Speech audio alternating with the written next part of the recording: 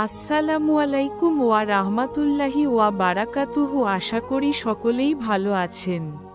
আজকে আপনাদের জন্য নিয়ে এলাম ছোট্ট একটি আমল, অতি সহজ ও গুরুত্বপূর্ণ আমল।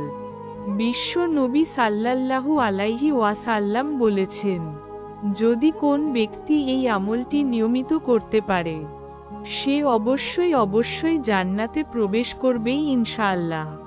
আমরা সকলেই জানি এই আমলটি, কিন্তু নিয়মিত না করার কারণে আমাদের অন্তরে মরিচা পড়ে গিয়েছে। আসুন আজ থেকেই শুরু করি সেই আমলটি। সেই আমলটি হল, কোনো ব্যক্তি যদি সকাল সন্ধ্যায় আয়াতুল কুরসি পাঠ করে, মৃত্যু ব্যতীত জান্নাতে যাওয়ার জন্য তার আর কোনো বাধা থাকে না। সে মৃত্যু বরণ করার সাথে সাথেই জান্নাতে প্রবেশ করিবে। সুবহানাল্লাহ, সুবহানাল্লাহ, সুবহানাল্লাহ। কত সহজ আমল আমরা করতে পারি না।